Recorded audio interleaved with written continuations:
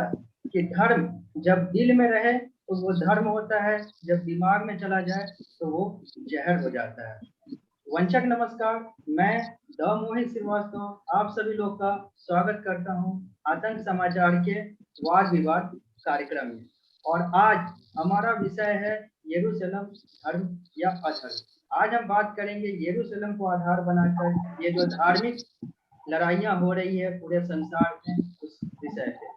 और आज इस विषय पे बात करने के लिए हमारे साथ हैं सैयद काजिम सबीर साहब, जो कि मुस्लिम धर्म गुरु हैं, और आचार्य ऋषिकेश उपाध्याय, जो हिंदू धर्म का पक्ष रखेंगे। तो मैं इन दोनों का स्वागत करता हूं और सबसे पहले सवाल करता हूं सैयद काजिम सबीर साहब को।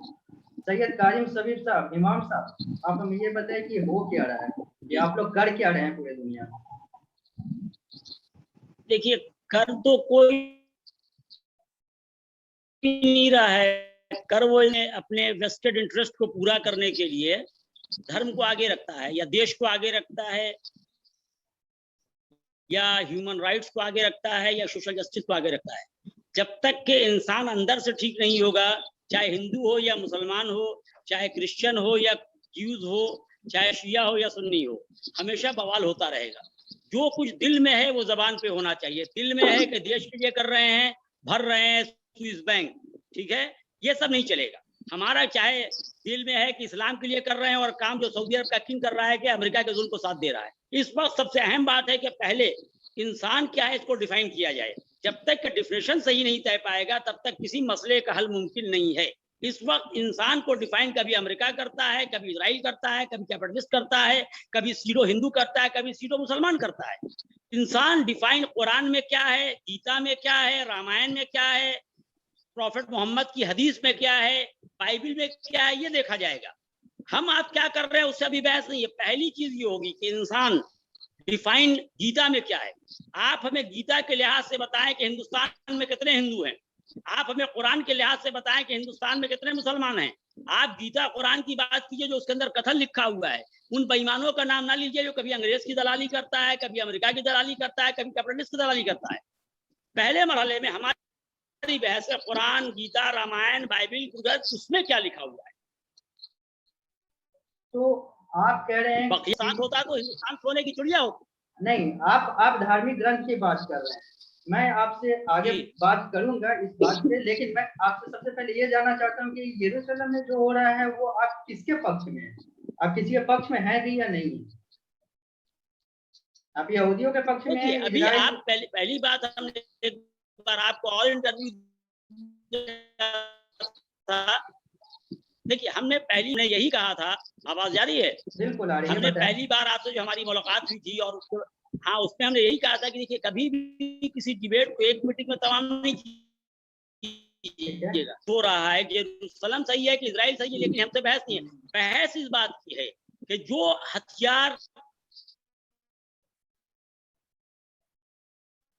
अनह्यूमन है, जो हथियार यूएनओ में बैन है, जो हथियार धर्म में बैन है, वो इस्तेमाल नहीं होना चाहिए। पहले स्टेप पे बात कीजिए। जैसे एक मरीज अभी आता है, अगर वो शराब पी के मोटरसाइकिल चला रहा तो एक्सीडेंट हो गया, ठीक है, तो अभी डॉक्टर का काम है कि शराब पीना बाद में छुड़ाएगा, उसका इलाज पहले करेगा कि मर ना जाए। अभी जो कुछ हो रहा है इन दी प्रेजेंट सिनेरियो, जो भी वेपन्स इस्तेमाल हो रहा है, और जो भी वेपन्स किसी भी, अभी हम किसी मुल्क का नाम नहीं ले रहे हैं, लेकिन वेपन्स अनह्यूमन है, वेपन्स अनएथिकल है, वेपन्स निरसंहार के लिए है, वेपन्स जिनोसाइड के लिए, जो यूएनओ के कानून में हराम है, मना है, जो हर धर्म में मना है।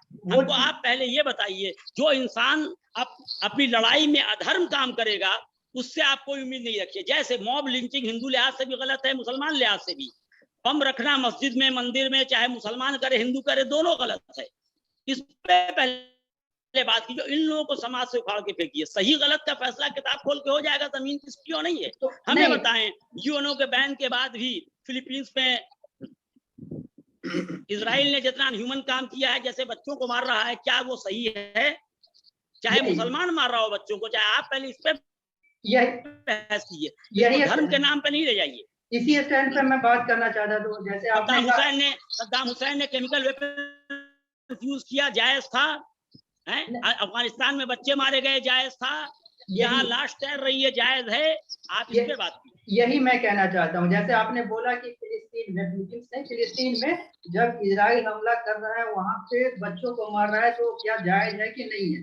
यहाँ पे यही बात आती है कि जब फिलिस्तीन की बात आती है, आप एक शिया धर्मगुरु हैं, ठीक है, जब फिलिस्तीन की बात आती है, वहां पर हमास की बात आती है, और हमास जो है वो सुन्नी मुस्लिम का एक बहुत बड़ा संगठन है। वहां पे लड़ाई जो है वो सुन्नी बनाम इजराइल है, यहूदी है। लेकिन आप कहते हैं कि सऊदी अरब खराब नहीं, हम है। यहाँ पे हम लोग सोचते हैं जालिम, देखिए हमारा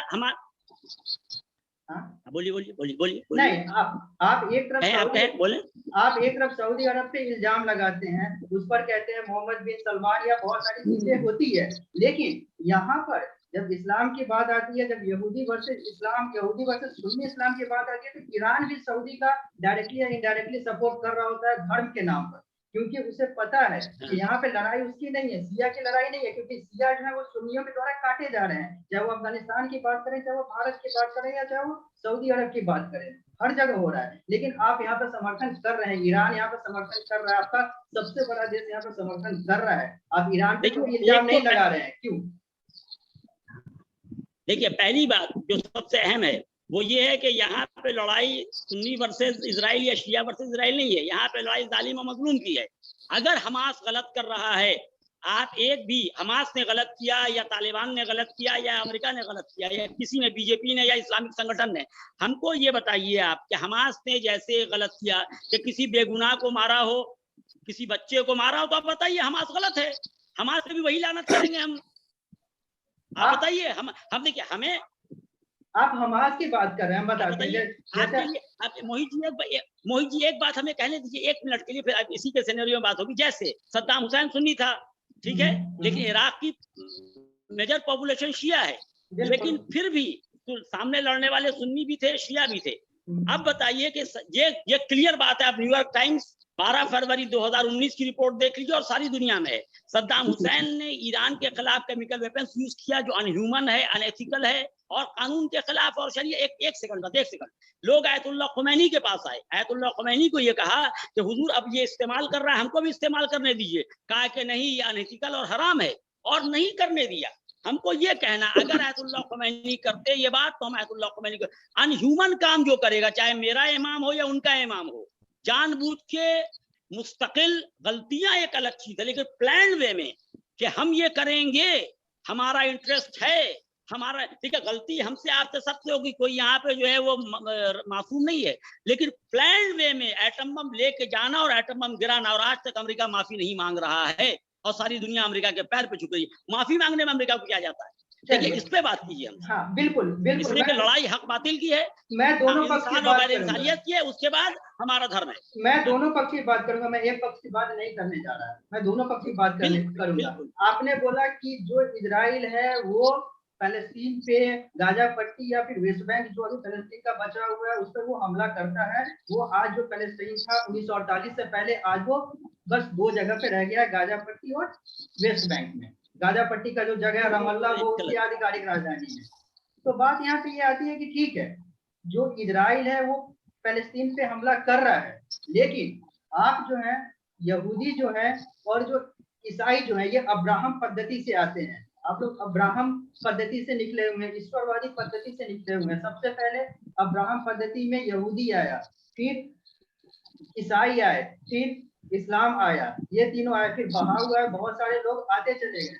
तो आप अगर अपने इतिहास को देखेंगे, आप ईरान को देखें या फिर दुनिया में देखें, आपने यहूदियों का तो नरसंहार किया है, चाहे वो जर्मन तानाशाह हिटलर हो, चाहे वो सद्दाम हुसैन हो, चाहे वो आपका ईरान हो या जो भी हो। आपने एक किंगडम ऑफ इजराइल को, जो कि मिस्र से लेकर यरूशलेम तक हुआ करता था, उसको आपने आज यरूशलेम तक रोक कर रख दिया है। और वो जो अपनी धर्म की लड़ाई लड़ रहा है, जो किसी जमाने में बहुत बड़ा अल्प बहुसंख्यक हुआ करता था, आज वो मात्र दुनिया में 1.5 करोड़ की आबादी लेकर चल रहा है।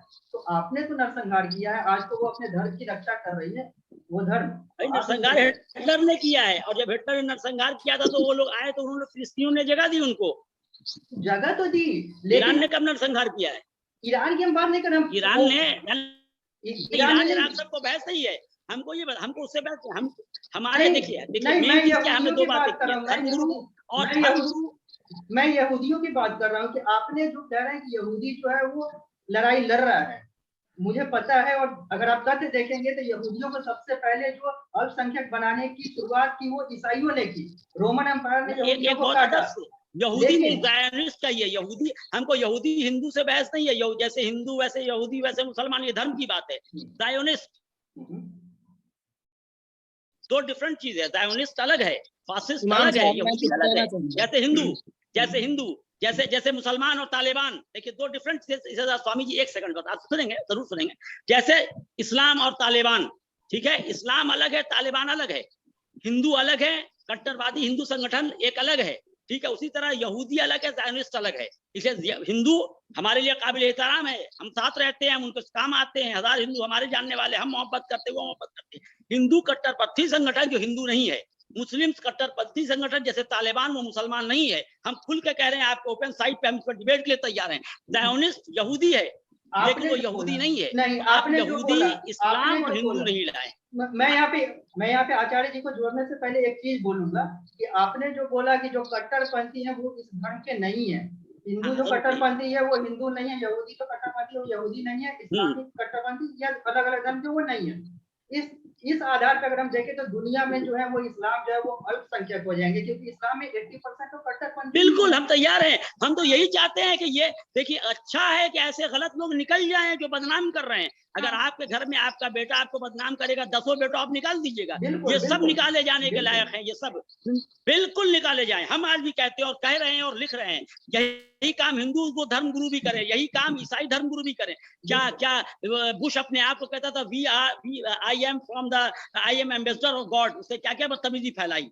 रीगन, जिससे पहला दी हिंदू, आपका यहाँ का पेपर हमने पहले दी हिंदू नाम है पेपर का, बेहतरीन हम कहते हैं, वो नहीं कह रहे मजाक में, हिंदू नाम, उसका नाम मुसलमान होना चाहिए, इतना ईमानदार पेपर है, लिबरल लिखता है। आज तक हमने 99% उसको हमने गलत लिखते हुए नहीं देखा। आप बताइए कि वो हिंदू पेपर लिखता है कि ये रीगन है। जब सद्दाम हुसैन का जब रीगन का डेड बॉडी व्हाइट हाउस में पड़ी हुई थी, तो हिंदू लिखता है कि यही वो रीगन है जिससे पहला वेपन जो है सद्दाम हुसैन को दिया था, केमिकल वेपन। ईसाई नहीं है वो, ईसाई धर्म में केमिकल वेपन नहीं है। आप खुद देखिए, हम लोग डेयर करें, इसलिए कि इन लोगों ने मुल्क बेच दिया, धर्म बेच दिया, पूरा स्विस बैंक भर गया। हमारा गरीब आदमी जो है वो मेहनत करके कमा नहीं पा रहा है। अंबानी ने देखिए, अंबानी ने लंदन में होटल खरीद लिया, पूरा इंडिया बेच के लंदन खरीद लेगा वो। ये कहिए, अब हालत अब ये हो गई कि लोग भूख से मर रहे हैं उनसे। वही बात मेरा कहना है कि इस्लाम में जो सुधारवादी हैं वो काट दिए जाते हैं, या फिर उनको मस्जिदों से बहुत सारी चीजें फतवे सुना दिए जाते हैं कि आपको ये सुधार नहीं करना है। लेकिन अगर हिंदुओं में गलत है तो राजा राम मोहन राय से लेकर बहुत सारे लोगों ने उसको सुधार किया, तो उसको एंटी हिंदू नहीं कहा गया, सुधारवादी कहा गया, समाजसेवी कहा गया। अब मैं आचार्य जी को जोड़ना चाहता हूं। हम मुजफ्फरपुर में वक्फ लैंड को रोकने से बड़े बड़े भूमाफिया थे, नवरूना कांड के भूमाफिया से हम लड़े, हमने वक्फ लैंड रोकने की कोशिश की, हमको मस्जिद से लोग निकालना चाहा, नहीं कर सके वक्फ बोर्ड वाले भूमाफिया। आज भी हम वहीं पे, हमारे घर पे हमला हुआ, बड़े बड़े गुंडे ने 21 जुलाई को हमला किया, सब कुछ देख रहा है। क्या जो मेरे घर पे हमला हुआ, जिससे शिया सुन्नी हिंदू मुसलमान सब हमला कर रहे थे, बड़े बड़े शहर के भूमाफिया और डीएमएस पूरी गुंडे सब सिर्फ भूमाफिया के दबाव में। आप बताइए, क्या हिंदू धर्म से वो सही था, वो इस्लाम से सही था, वो क्रिश्चियनिटी? ये सब गुंडे हैं, ये सब गुंडे हैं, इनको निकालना पड़ेगा समाज से, डेयर करना पड़ेगा। बिल्कुल गलत है, चाहे वो किसी धर्म का हो, इंसानियत से गलत है। आचार्य जी, अब आप बताएं, आपने इन्हें सुना, सैयद काजिम सब्बीर को ये धर्म के बारे में क्या ख्याल रखते हैं, यरूशलेम के बारे में क्या करना है, अब आपका इस पर क्या कहना है? ये सैयद काजिम साहिब के मैं बातों से बहुत हद तक सहमत हूं, परंतु तो आज के समय में जो ह्यूमैनिटी की बात होनी चाहिए वो सबसे पहले होनी चाहिए। इजराइल में जो ज्यूस है, यहूदी, वे लोग बहुत ज्यादा प्रताड़ित है, और जितना वे प्रताड़ित हुए उतना कोई नहीं हुआ। 1800 ईस्वी के समय में लगभग उन्होंने देखा कि अब हम यदि अपना देश नहीं बनाते हैं तो हमारा कहीं पे गुजर बसर नहीं है, हम मारे जाएंगे, हमारा अस्तित्व ही खत्म हो जाएगा। इसलिए उन्होंने, और उसके बाद में वो पैलेस्टीन के तरफ चले, पैलेस्टीन में जाकर के उन्होंने सोचा कि यहाँ पे हमारा हो जाएगा। और ये युद्ध कहाँ से प्रारंभ होता है, तो वर्ल्ड वॉर से शुरू होता है। जो फर्स्ट वर्ल्ड वॉर 1915 में, उस समय से ब्रिटिश का एक जो शुरू से पॉलिसी रहा है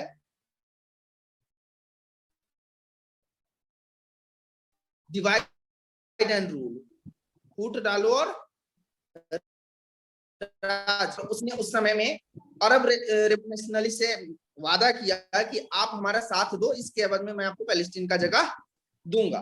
और उसी समय में पैलेस्टीन से भी कह दिया कि आप हमारा साथ दो, और मैं आपको ज्यूस से कहा कि आप हमारा साथ दो, मैं आपको पैलेस्टीन का जगह दे दूंगा।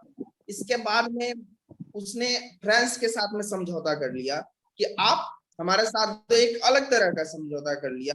अब इन लोगों का अब अरब रेवोल्यूशनरी चाहते थे कि सीरिया से लेकर के यमन तक हमारा एक देश बने। इसके बाद में ब्रिटिश ने हाथ मिला लिया फ्रांस से। हिटलर को पावर जब मिला तो उस समय उसने क्या किया कि लाखों जेनोसाइड किया, जितने ज्यूस थे यहूदी, उनका जेनोसाइड होने लगा। वहां से वे लोग भाग करके पैलेस्टीन की तरफ में आए। उस समय तो ब्रिटिश ने उन्हें आने दिया, परंतु कुछ समय के बाद में उन्हें रोक दिया कि अब तुम्हें नहीं आना है। इसके बाद में वे लोग अमेरिका में या कहीं भी जाकर के रिफ्यूजी बन गए।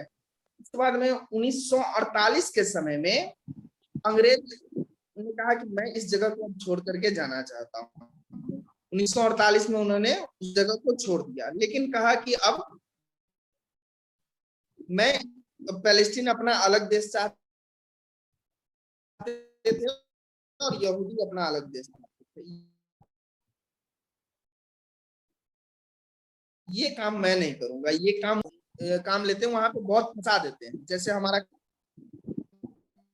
कश्मीर मुद्दा को देख लीजिए, यदि मैं गलत हूं तो कुछ बोलिए।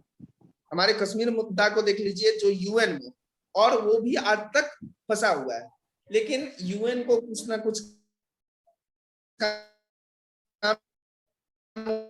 निकालना था तो उनको दिया और 43% पैलेस्टीन को दे दिया। अब जेरूशलम जो है, जेरूशलम जो जगह है वो तीनों धर्म के लिए लगभग 9 में से जो है वो अब्राहम पद्धति के द्वारा निकलते हैं, जिसमें यहूदी हो या फिर अकबर साहब वहीं पर आकर के उन्होंने लिया था समाधि, जिसको हम अपने शब्दों में कह सकते हैं, और इमाम साहब अपना कहेंगे उसको जो कहना हो अपने उर्दू के जुबान में, परंतु हम लोग वो बहुत ही पवित्र जगह है। और उन्होंने इसको अपने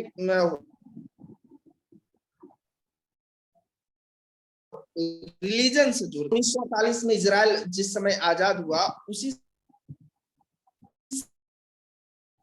समय इजराइल के खिलाफ उन्होंने 5 अरब देशों ने एक छोटे से देश जो तुरंत आजाद हुआ था उसके खिलाफ में युद्ध छेड़ा। उस समय युद्ध लड़ते हुए उन्होंने क्या सोचा था? मात्र आज के समय में इजराइल की जनसंख्या कितनी है पता है? 90 लाख। और उस समय में इजरायली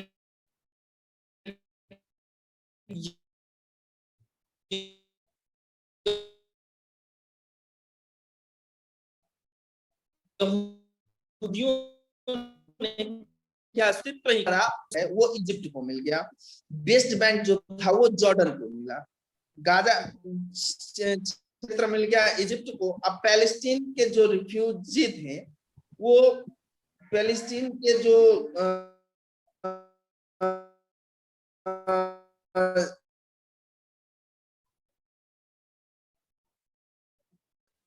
नागरिक एंड वॉर हुआ था, उसे भी आसानी से जीत लिया था, क्या कहा जाता है, इजराइल ने।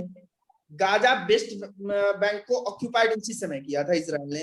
अब चूंकि जनरली है कि हम जीतेंगे तो उस क्षेत्र को अपने कब्जा में कर ही लेंगे। इसके बाद में पैलेस्टीन में 1964 में पीएलओ की स्थापना हुई।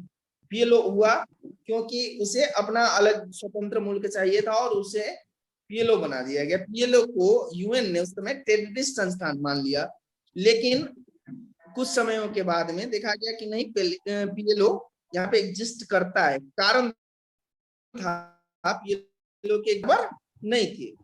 उन्होंने मांग इसीलिए रखा था कि हमें स्वतंत्र मुल्क दिया जाए, लेकिन कुछ आचार्य जी मैं आपसे ये पूछना चाहूंगा, समयों के बाद में जो आचार्य जी सीखे सुखा दिया है।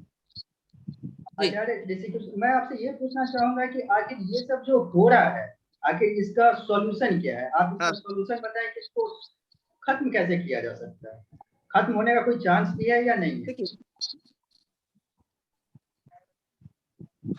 हमास जो बना था कट्टरपंथी सोच के कारण ही बना था।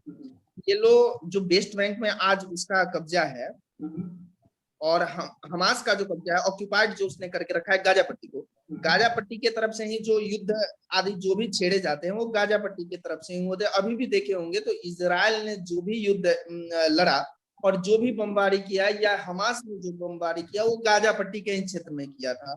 उन्होंने वेस्ट बैंक के तरफ के लिए नहीं किया था। वहां पे वेस्ट बैंक के तरफ इजराइलियों के बहुत से कॉलोनी बसे हुए हैं। इसके बाद आचार्य जी, हम अपने इस वाद विवाद कार्यक्रम को अंत की ओर ले जाते हैं और अब हम लोग इसके सॉल्यूशन पे आते हैं कि आखिर इसका सॉल्यूशन क्या है, ये इस धर्म युद्ध का सॉल्यूशन क्या है? आप हमें ये बताएं कि इसको हम कैसे सॉल्व कर सकते हैं, फिर हम इमाम साहब के पास जाएंगे। ये आखिर सॉल्यूशन क्या है इस पूरे धर्म युद्ध का? आप इसको इजराइल और फिलिस्तीन से बाहर निकालें और पूरे ये धर्म युद्ध क्या एक साल में बताएंगे क्या है? उसके लिए बस शांति के अलावा कोई दूसरा विकल्प नहीं है। इंसानियत को समझें और शांति को यदि मानते हैं तभी हम इसके तरफ जा सकते हैं कि इस जो भी यह मसला फंसा हुआ है इसे हम सुलझा सकते हैं। इसके अलावा मेरे समझ से कोई और दूसरा मुद्दा नहीं है। चूंकि इजराइल बहुत ताकतवर मुल्क है, मात्र 90 लाख की जनसंख्या उसके पास में है और 57 मुसलमान देश, यहाँ पे ईमान साहब बैठे हुए हैं, 57 मुसलमान देश है जिनकी जनसंख्या 180 करोड़ है, परंतु वे भी कुछ नहीं यदि इजराइल का कर पा रहे हैं तो इसका मतलब इजराइल बहुत ताकतवर देश है। युद्ध किसी भी चीज का अंतिम विकल्प नहीं होता। ऋषिकेश उपाध्याय जी, मैं आपको यहाँ पर रोकना युद्ध किसी भी चीज का अंतिम विकल्प नहीं होता है। ऋषिकेश जी, मैं आपको यहाँ पे ये बताना चाहूंगा कि अगर आज वो इजराइल अगर इस्लाम से लड़ रहा है तो उसके पीछे ईसाई देश है। अगर ईसाई देश अपना समर्थन छोड़ दे तो इजराइल की वो धार्मिक शक्ति नहीं है जो इस्लाम जैसे शक्ति से लड़ सके। वो आप फ्रांस, अमेरिका जैसे ईसाई शक्ति को आप उसके पीछे देखना होगा, वो अकेले नहीं लड़ सकता है। अब हम आते हैं इमाम साहब के पास। इमाम साहब, आप बताएं कि इसका सॉल्यूशन क्या है? अंतिम 1 मिनट। मोहित जी, एक दो बात हम कहते हैं इसे बीच में आ गई थी एक सेंटेंस में।